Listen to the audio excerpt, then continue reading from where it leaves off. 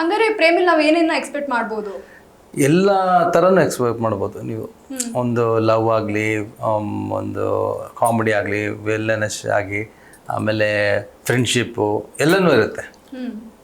ಅಂದರೆ ಏನು ಇಬ್ರು ಸ್ಟೋರಿ ಇದೆ, ಇಬ್ರು ಹೀರೋಯಿನ್ಸು, ಒಬ್ಬ ಹೀರೋ. ಇಲ್ಲಿ ನಾವು ಯಾವ ರೀತಿ ಪ್ರೀತಿನ ನೋಡ್ಬೋದು ಅಥವಾ ಲವ್ನ ನೋಡ್ಬೋದು? ಅಂದರೆ ಲೈಕ್ ಈ ಪ್ರೀತಿ, ಪ್ರೇಮ, ಮದುವೆ ಇದೇ ಕಾನ್ಸೆಪ್ಟ್ ಮೂವಿ ಪೂರ್ತಿ ಇದೆಯಾ ಅಥವಾ ಏನಾದ್ರು ಚೇಂಜಸ್ ಇದೆಯಾ? ಇಲ್ಲ, ಚೇಂಜಸ್ ಅಂದರೆ ನಿಮಗೆ ನೋಡಿ, ಲವ್ ಅಂದ ತಕ್ಷಣ ನಾವು ಹುಡುಗ ಹುಡುಗಿ ಲವ್ ಅಂತ ಹೇಳ್ತೀವಿ. ಅದಿಲ್ಲ. ಹುಡುಗ ಹುಡುಗಿ ಲವ್ ಯಾವಾಗಂದರೆ ಎರಡು ಹೃದಯಗಳು ಸೇರಿ ಅವ್ರು ನೆಕ್ಸ್ಟ್ ಲೆವೆಲ್ ಹೋಗ್ತಾರೆ, ಮದುವೆ ಅಂತ ಒಂದು. ಓಕೆ, ನಮ್ಮ ಮನಸ್ಸು ಒಪ್ಪಿದೆ, ಇದು ನಾವು ಸ್ವಲ್ಪ ಲೀಗಲ್ ಆಗಿರ್ಬೇಕಂದ್ರೆ ಮದುವೆ ಮಾಡ್ಕೊಳ್ಳೋಣ ಇರುತ್ತೆ. ಆ ಲೀಗಲ್ ಆಗಿ ಮದುವೆ ಮಾಡ್ಕೊಳ್ಳೋದು ಇರೋದೇ ಸಮಸ್ಯೆ. ಇಲ್ಲಿ ಸ್ವಲ್ಪ ಇಲ್ಲಿಗಲ್ಲೂ ಇದೆ ಅಂತನಾ? ಎರಡೂ ಇದೆ.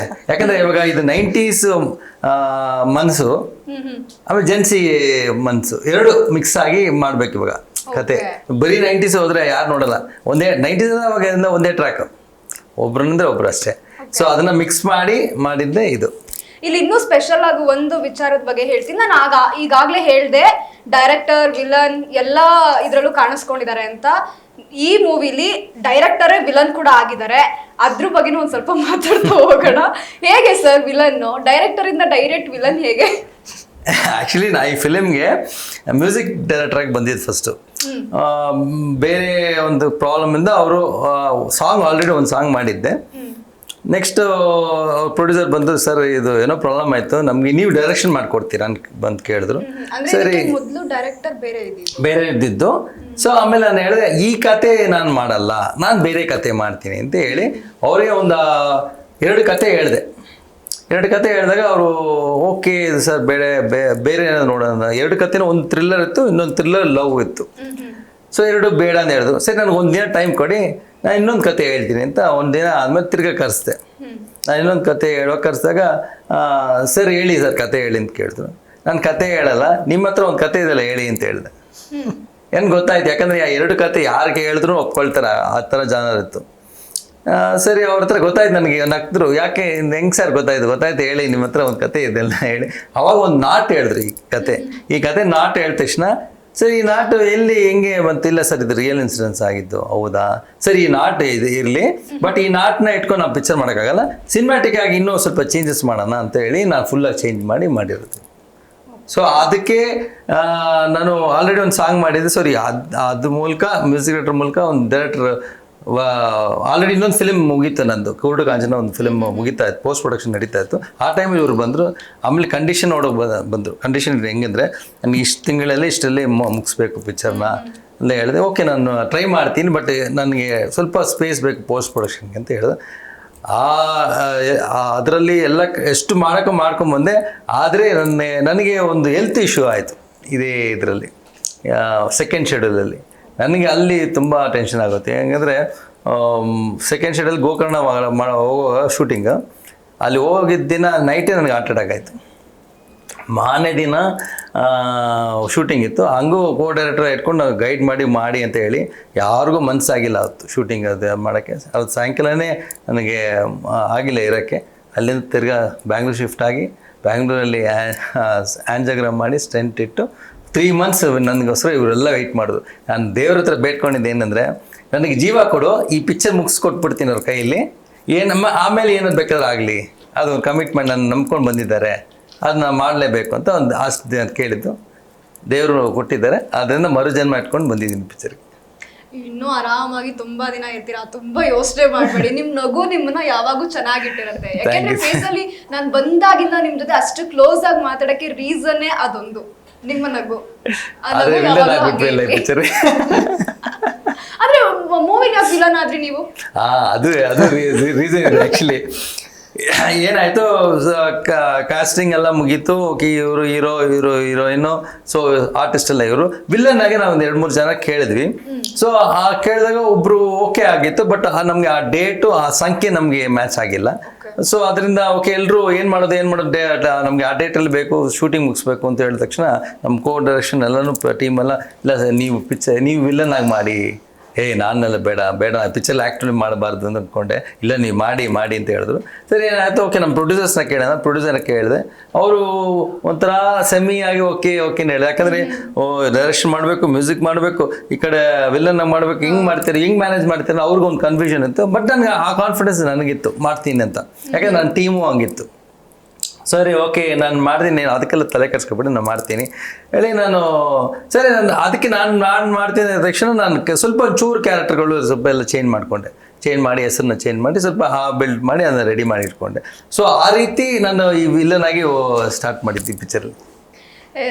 ಸೂಪರ್. ಒಟ್ನಲ್ಲಿ villain, director come music director ಎಲ್ಲ ಆಗಿದ್ದೀರಾ. ಸಿಂಗರ್. ಹೌದು, ಸಾಂಗ್ ಆಡ್ತಾರಾ? ಸಾಂಗ್ ಆಡಿದ್ದಾರೆ, ನೀವು ಆಡ್ಲೇಬೇಕು.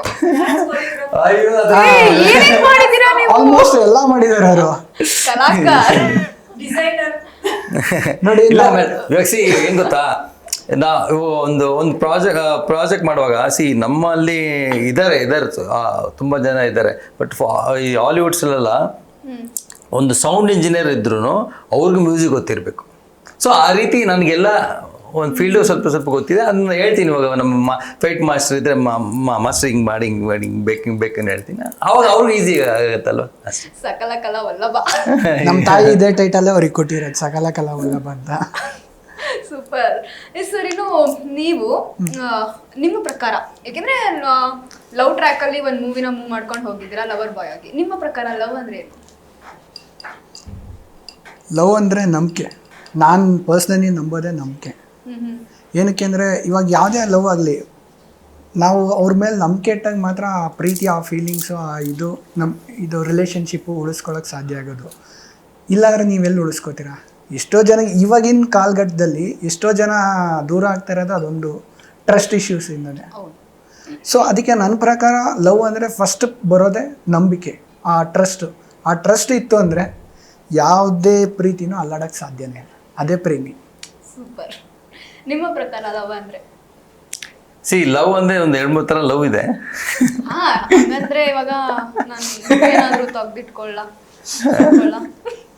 2-3 ಥರ ಹೇಳಿದ್ರಲ್ಲ. ಅದೇ 2-3 ಥರ ಲವ್ ಇದೆ. ಒಂದು ಕೇರಿಂಗ್ ಲವ್ ಇದೆ, ಇನ್ನೊಂದು ದೂರದಿಂದ ಲವ್ ಇದೆ, ಡಿಸ್ಟೆನ್ಸ್ ಲವ್, ಇನ್ನೊಂದು ಇರಿಟೇಟಿಂಗ್ ಲವ್ ಇದೆ. ನನ್ ಯಾಕಪ್ಪ ಹಿಂಗೆ ಇರಿಟೇಟ್ ಮಾಡಿ ಲವ್ ಮಾಡ್ತೀಯ ಹಂಗೆ ಇರುತ್ತೆ. ಎಲ್ಲ ಥರನೂ ಇದೆಲ್ಲ. ಅದರಲ್ಲಿ ಯಾವ್ದು ನೀನು ಅಕ್ಸೆಪ್ಟ್ ಮಾಡ್ತೀಯ ಅದೇ ಒಂದು ಲವ್. ಇವಾಗ ಬೋರಿಂಗ್ ಲವ್ ಅಂದ್ರೆ ಏನು? ಇರಿಟೇಟಿಂಗ್ ಬೋರಿಂಗ್ ಎಲ್ಲ ಎರಡು ಒಂದೇನೆ. ಇವಾಗ ನೀವು ಹೇಳಿದೆಲ್ಲ ಎಕ್ಸ್ಪ್ಲೇನ್ ಮಾಡ್ಬೋದಾ? ಇರಿಟೇಟಿಂಗ್ ಅಂದ್ರೆ 2 ಥರ ಇದೆ. ಅದ್ರಲ್ಲೂ ಒಂದು ತುಂಬಾ ಕೇರ್ ಮಾಡೋದು ಇರಿಟೇಟ್, ಇನ್ನೊಂದು ಕೇರ್ ಮಾಡದೇ ಇರೋದು ಇರಿಟೇಟ್. ಇಷ್ಟೇ. ಓಕೆ. ಇನ್ನೊಂದು ಇದೆಲ್ಲ ಪಾಸಿಟಿವ್ನೆಸ್ ಇದೆ. ಪಾಸಿಟಿವ್ನೆಸ್ ಇರಿಟೇಟ್ ಅಂತ ಹೇಳ್ತೀರಾ? ಇಲ್ಲ, ಅದು ಪ್ಲಸ್ ಇದೆ, ಮೈನಸ್ ಇದೆ. ಒಂದು ಜಾಸ್ತಿ ಪಾಸಿಟಿವ್ ಇದ್ರೆ ಏನು ಈ ತರ ನನ್ಗೆ ಇದ್ ಮಾಡ್ತದಲ್ಲ ಅದೊಂದು. ಇನ್ನೊಂದು ಏನು ಮಾಡದೇ ಇದ್ರೆ ನಾನು ನೋಡು, ನಾನು ಹಂಗ್ ಮಾತಾಡ್ತಾ ಇದೀನಿ, ಆರಾಮಾಗಿದ್ದಾರೆ. ಎರಡೂ ಇದೆ ಅಲ್ವಾ? ನೋಡಿ ಮೇಡಮ್, ಎಲ್ಲ ನೋಡ್ಬೋದು. ನೋಡಿ ಮೇಡಮ್, ಯಾವುದೇ ಆಗಲಿ ಅತಿಯಾದ ಅಮೃತನೂ ವಿಷಾನೇ, ದೊಡ್ಡವ್ರು ಹೇಳಿದಾರಲ್ಲ. ಯಾವುದು ಎಕ್ಸ್ಟ್ರಾ ಇರಬಾರ್ದು, ಅದು ತಕ್ಕಂಗಿತ್ತು ಅಂದರೆ ಎಲ್ಲ ಚೆನ್ನಾಗಿರುತ್ತೆ ಅಂತ. ಇನ್ನು ಪ್ರೇಮಿ ಮೂವಿ ಬಗ್ಗೆ ನನಗೆ ನಿಮ್ಮ ಹತ್ರ ಕೇಳಬೇಕು ಅಂತ ಇದ್ದಿದ್ದು ಒಂದು ಕ್ವಶನ್ ಏನು ಅಂತ ಅಂದರೆ, ಈ ದೋಷ, ರಾಶಿ, ನಕ್ಷತ್ರ, ಕರ್ಮ ಇದೆಲ್ಲ ಏನಿದೆ, ಇದು ಮದುವೆ ಮೇಲೆ ಪರಿಣಾಮ ಬೀರುತ್ತೆ ಅಂತ ನೀವು ಜನರಿಗೆ ತಿಳಿಸ್ಬೇಕು ಅಂತ ಟ್ರೈ ಮಾಡಿ. ಮೇಡಮ್, ಇಟ್ಸ್ ಅಸ್ಟ್ರಾಲಜಿ ಬೇಸ್ಡು ಇದೆ ಕಥೆಯಲ್ಲಿ. ಇವಾಗ ಅಸ್ಟ್ರಾಲಜಿಯಲ್ಲಿ ಹೆಂಗಂದ್ರೆ, ಇವಾಗ ನೋಡಿ ಇದೆಲ್ಲನೂ ಅಸ್ಟ್ರಾಲಜಿನೇ. ಇವಾಗ ನನ್ಗೆ ನಂಬಿಕೆ ಏನೋ ನಂಬಿಕೆ ಇದೆ, ನಾನು ಹಾಕೊಳ್ತೀನಿ. ಇವ್ರು ಹಾಕೊಂಡಿಲ್ಲ, ಇವ್ರಿಗೆ ಬೇರೆ ತರ ನಂಬಿಕೆ ಇದೆ, ಅಷ್ಟೇ ಅಸ್ಟ್ರಾಲಜಿ. ನಂಬ್ಕೊಂಡಿದ್ರೆ ಅದನ್ನ ಫಾಲೋ ಮಾಡಿ, ನಂಬೇನಂದ್ರೆ ಬೇಡ ಫಾಲೋ ಮಾಡ್ಬಿಡಿ. ಅದನ್ನು ತೋರಿಸಿದ್ವಿ ಇದರಲ್ಲಿ. ಅಲ್ಲ, ತೋರಿಸಿದ್ರೆ, ಬಟ್ ನಾನು ಏನು ಟ್ರೈಲರ್ ಟೀಸರ್ ಅಲ್ಲಿ ನೋಡಿದ ಮಟ್ಟಿಗೆ ಮದ್ವೆ ಅನ್ನೋ ವಿಚಾರ ಬಂದಾಗ ಇಲ್ಲ ಅದ್ರಲ್ಲೇನೋ ದೋಷ ಇದೆ, ಅದಕ್ಕೆ ಆ ಊರಲ್ಲಿರುವಂತಹ ಹುಡುಗಿನೇ ಮದ್ವೆ ಆಗ್ಬೇಕು. ಮೇಡಮ್, ನೀವೆಲ್ಲ ಇಲ್ಲೇ ಕೇಳ್ಬಿಟ್ರೆ ಸಿನಿಮಾದೊಳಗೆ ಕೇಳಿ ಈ ತರ ಬೇಸಿದೆ. ಸೊ ಅದಕ್ಕೇನ್ ಹೇಳ್ತೀರಾ, ನೀವು ಕೇಳ್ತೀರಾ ನೀವು? ಅದಕ್ಕೆ ಅಂದ್ರೆ ನೀವೇನಾದ್ರು ಜನರಿಗೆ ಈ ಆಸ್ಟ್ರಾಲಜಿ ಆಗಿರ್ಬೋದು ಇದನ್ನ ಅದೇನೇ ಹೇಳಿದ್ದು ನಾನು.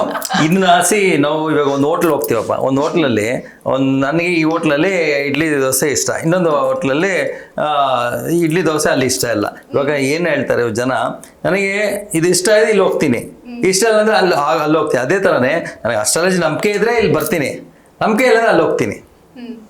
ನನಗೆ ಒಂದು ಇಡಾಗ ಅರ್ಧ ಆಯ್ತು, ನಿಮ್ಗೆ ಹೊಟ್ಟೆ ಹಸಿವಾಗ್ತಿದೆ. ಕರೆಕ್ಟಾಗಿ ಹೇಳಿದ್ರಿ. ಓಕೆ, ಇನ್ನು ಮೂವಿ ಓವರ್ ಆಲ್ ಎಕ್ಸ್ಪೀರಿಯನ್ಸ್ ಹೇಗಿತ್ತು ಇಬ್ರಿಗೂನು? ಅಂದ್ರೆ ಶೂಟ್ ಮಾಡ್ಬೇಕಾದ್ರೆ ಆಗಿರ್ಬೋದು, ಇವು ತುಂಬಾ ಹಿಂಸೆ ಆಗ್ತಾ ಇದೆ, ಯಾವಾಗ ಮುಗಿಯುತ್ತೆ ಅಂತ ಏನಾರು ಇಲ್ಲ ಆ ಥರ ಅನಿಸಿಲ್ಲ. ಬಟ್ ಏನಂದ್ರೆ ಅಲ್ಲಿ ದಾವಣಗೆರೆಯಲ್ಲಿ ಶೂಟ್ ಮಾಡಿದಾಗ ತುಂಬಾ ಫಸ್ಟ್ ಡೇ ನಾರ್ಮಲ್ ಆಗಿತ್ತು, ಸೆಕೆಂಡ್ ಡೇ ಬಂದ್ಬಿಟ್ರು ಸ್ವಲ್ಪ ಜನ, ಥರ್ಡ್ ಡೇ ಅಂತೂ ಅಲ್ಲಿಂದ ಬಂದು ಎಲ್ಲ ಲೈನಲ್ಲಿ ಕೂತ್ಕೊಬಿಡೋದು ಎಲ್ಲ ಹುಡುಗರು ಎಲ್ಲ ದಾವಣಗೆರೆ ಹುಡುಗ ಅದಕ್ಕೆ ಎಲ್ಲ ನೋಡಿ, ಬೆಣ್ಣೆ ನಗರಲ್ಲಿ ಪ್ರೀತಿ ಜಾಸ್ತಿ ಕೊಡ್ತಾರೆ. ಸೊ ಹಂಗಾಗ್ಬಿಟ್ಟು ಎಲ್ಲರೂ ಬಂದ್ಬಿಟ್ಟು ಅಲ್ಲಿ ಸಿನಿಮಾ ಸೆಟ್ಟಲ್ಲಿ ಬಂದು ನಿಂತ್ಕೊಳ್ಳೋರು, ಹುಡುಗರಾಗ್ಲಿ ದೊಡ್ಡವರಾಗ್ಲಿ. ನಾವು ಇಲ್ಲ ಅಂತಾರೆ ಅಷ್ಟು ಜನಗಳ ಮಧ್ಯದಲ್ಲೂ ಡೈರೆಕ್ಟ್ರು ಕೋಪ ಮಾಡ್ಕೊಳ್ದೇನೆ ಶೂಟಿಂಗ್ನ ತುಂಬಾ ನಗ್ನಾಗ್ತಾನೆ ಚೆನ್ನಾಗಿ ಮುಗಿಸ್ಕೊಂಡು. ಕೋಪ ಮಾಡ್ಕೊಳಲ್ಲ, ಅವ್ರು ಮಾತಾಡಲ್ಲ, ಯಾಕೆ ಹೇಳಿ, ಅವ್ರು ಮೂಕಾಭಿನಯ ಮಾಡ್ತಾರೆ. ಅದೇ ನಾನು ಅಲ್ಲಿ ಶೂಟಿಂಗ್ ಅಲ್ಲಿ ತುಂಬಾ ಎಂತ ಫಸ್ಟ್ 3 days ಕರೆಕ್ಟಾಗಿ ನಾರ್ಮಲ್ ಆಗಿತ್ತು. 4th ಡೇ ಸ್ವಲ್ಪ ಎಲ್ಲ ಜನ ಜಾಸ್ತಿ ಆದ್ರು. ನಾನು 4th ಡೇನೇ ನಾನು ವಿಲನ್ ಗೆಟಪ್ ಹಾಕಿದ್ದೆ ಅನ್ಸುತ್ತೆ. ಎಲ್ಲ ನೋಡ್ಬಿಟ್ರು 3 ಜನ, ಎಲ್ಲ ಎಲ್ಲ ಅವಾಗಿಂದ ಆಚೆ ಬಂದ್ರೆ ವಿಲನ್ ಸರ್ ಕರೆಯೋದು ಹಾಗೆ. ಆಮೇಲೆ ಎಲ್ಲರೂ ಹೇಳ್ತಾರಲ್ಲ, ಬೆಳಗ್ಗೆ ಅಲ್ಲಿ ನಡ್ಕೊಂಡು ಹೋಗ್ತಾ ಇದ್ದಾರೆ, ಬನ್ನಿ ಸರ್ ಟಿಫನ್ ಮಾಡಿ ಊಟ ಮಾಡಿ, ಆ ಥರ ನಾನು ಎಲ್ಲೂ ಸಿಟಿಯಲ್ಲಿ ಆ ಥರ ನೋಡಿಲ್ಲ. ಒಂದು ಹೇಳ್ಬೇಕಂದ್ರೆ ನಾವು ದೇವರ ಬೆಳಕೆರೆಯಲ್ಲಿ ಶೂಟ್ ಮಾಡಿದ್ದೇವೆ ದಾವಣಗೆರೆ ಹತ್ರ. ಸೊ ಹಳ್ಳಿ ಜನ ಹೇಳ್ಬೇಕ್ರಿ, ಎಲ್ಲರ ಮನೆಯಲ್ಲೂ ಅದೇ ಪ್ರೀತಿ, ಅದೇ ವಿಶ್ವಾಸ. ಎಲ್ಲರೂ ಬನ್ನಿ ಸರ್, ಇಲ್ಲಿ ಟೀ ಕುಡೀರಿ, ಇಲ್ಲಿ ಕಾಫಿ ಕುಡೀರಿ, ಇಲ್ಲಿ ಊಟ ಮಾಡಿ, ನಮ್ಮನೆಲ್ಲ ಶೂಟಿಂಗ್ ಮಾಡಿ, ಪ್ರತಿಯೊಂದು ಜಾಗದಲ್ಲೂ ಅವ್ರು ಆರಾಮಾಗಿ ಮಾಡ್ಕೊಳ್ಳಿ. ಆಮೇಲೆ ನಾವು ಏನಾದ್ರು ಎಕ್ವಿಪ್ಮೆಂಟ್, ಕಾಸ್ಟ್ಲಿ ಎಕ್ವಿಪ್ಮೆಂಟ್ ಅಲ್ಲಿ ಮನೇಲಿ ಎಲ್ಲಾದ್ರೂ ಇಟ್ಬಿಟ್ಟು ಹೋಗ್ಬೋದು. ಬಟ್ ಏನೋ ಹುಡುಗರು ಬಂದು ಸುಮ್ಮನೆ ಚೆಕ್ ಮಾಡ್ತಾ ನೋಡ್ತಾರೆ ಏನಿದೆ ಅಂತ ಅಷ್ಟೇ, ಬಟ್ ಸೇಫ್ಟಿ ಇರುತ್ತೆ. ಸೂಪರ್.